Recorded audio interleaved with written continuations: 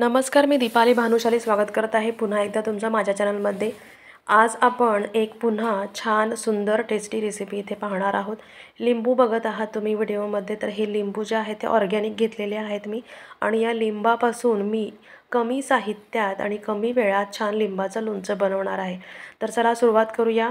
इथे मी हळद घेतलेली आहे 2 चमचे भरून, आणि 3 चमचे भरून मी इथे खडा मीठ घेतलेला आहे, रॉक सॉल्ट।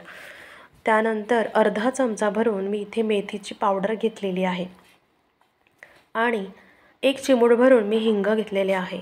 आता हे सर्व मसाले आपल्याला एकत्र छान करून घ्यायचे आहेत, आणि त्याच ताटामध्ये एका साईडला करून ठेवायचे आहेत।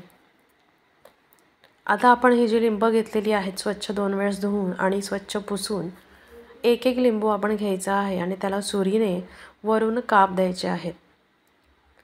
लिंबू आपल्याला आडवा पकडायचा आहे आणि सुरीने वरती आपल्याला अशा पद्धतीने काप द्यायचे आहेत, म्हणजे लिंबाचे आपल्याला 4 भाग झालेले दिसतात। लिंबू आपल्याला शेवटपर्यंत कापायचा नाही, अशा प्रकारे फक्त आपल्याला कट्स द्यायचे आहेत।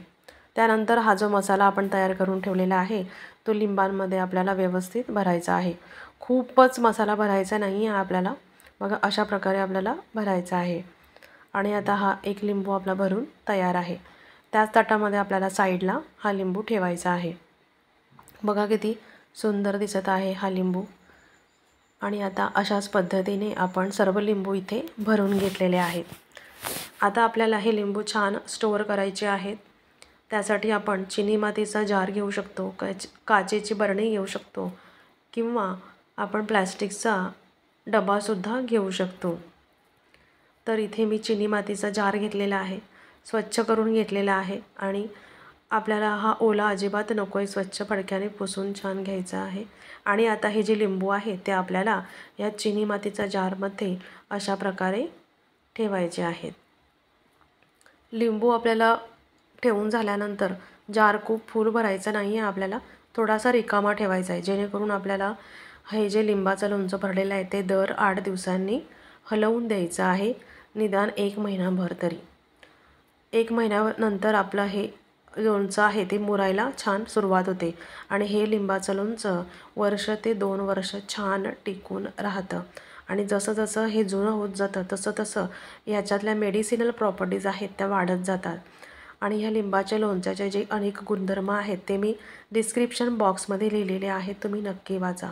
तर बघा, हे गेल्या वर्षीचं माझं भरलेलं लोणचं आहे लिंबाचं, बघा अजूनपर्यंत किती छान टिकून राहिलेलं आहे। तुम्ही टेक्स्चर बघा किती सुंदर आलेलं आहे याला, आणि अजून हे तसंच टिकून राहणार आहे। उरलेलं लोणचं मी हे काचेच्या बरणीत अशा प्रकारे काढून ठेवलेलं आहे, तुम्ही बघा किती सुंदर दिसत आहे, आणि खूपच टेस्टी हे लोणचं होत आहे। आणि जेवणाच्या थाळीत तर लिंबाचं लोणचं हवंच हवं। तर अशा प्रकारे तुम्ही नक्की ऑर्गॅनिक लिंबाचं लोणचं अशा पद्धतीने छान भरू शकता। ऑर्गॅनिक लिंबू नसेल तर बाजारातले लिंबूसुद्धा तुम्ही यूज करू शकता। आणि अशा प्रकारे मी हे जार टाईट केलेलं आहे।